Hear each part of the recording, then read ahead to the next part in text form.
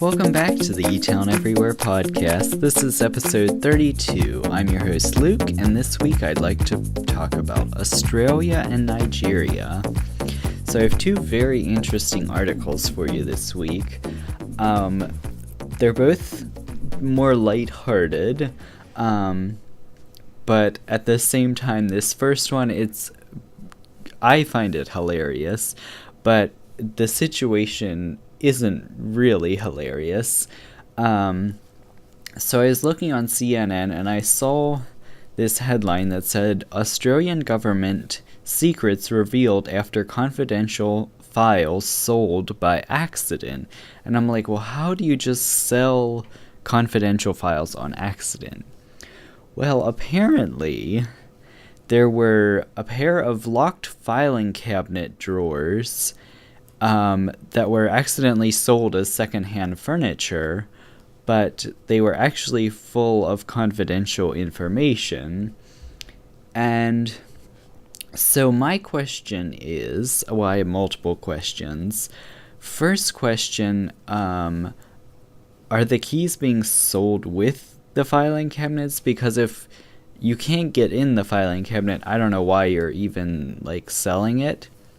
But if the keys are being sold, and you can get into the filing cabinet, why wouldn't somebody look at this? So, Prime Minister Tony Abbott, he said, if you're going to throw out a filing cabinet that has a whole lot of sensitive and confidential information in it, you've got to make sure it's empty before it goes out of the building. So basically, like I was saying, you have to make sure about these things.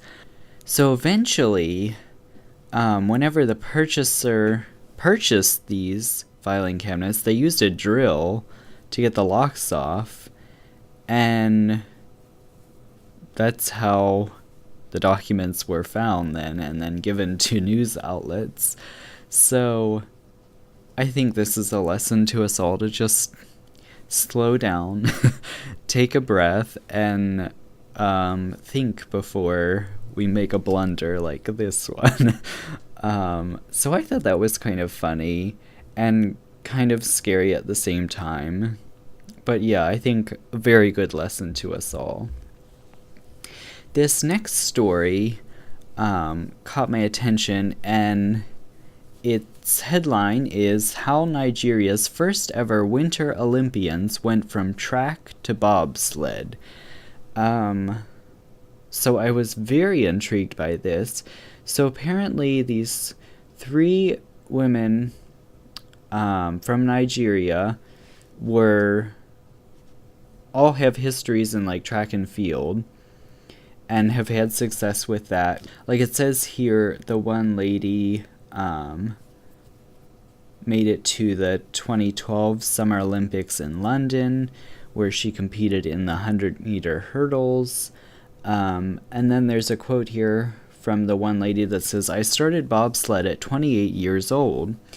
It's not that I wasn't able to start earlier, I didn't have a clue about it. And that's, I feel, so many things at the Olympics, you hear about them and you're like, oh, I didn't even know that was at the Olympics, so I know where she's coming from.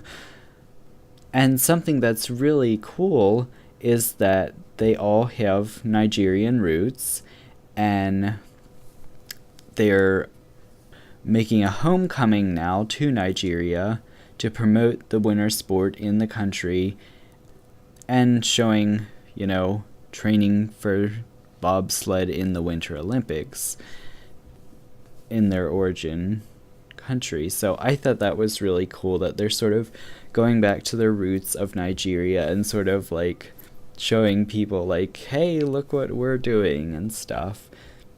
So that seems really exciting. And then the Winter Olympics start, I think it's February 9th.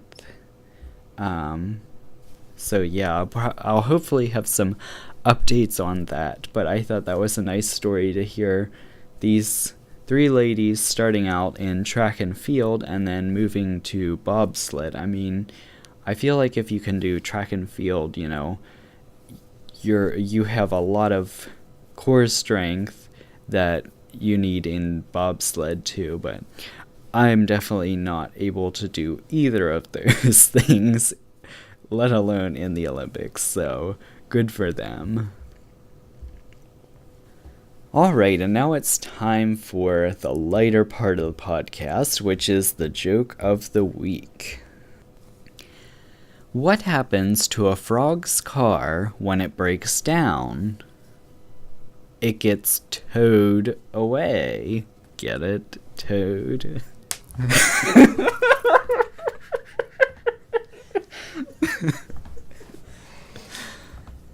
That was hilarious. I can't wait until next week to get another laugh in. Thank you for listening to the Etown Everywhere podcast, featuring fun facts and friends from around the world. The show is brought to you by Elizabethtown College's Office of International Student Services.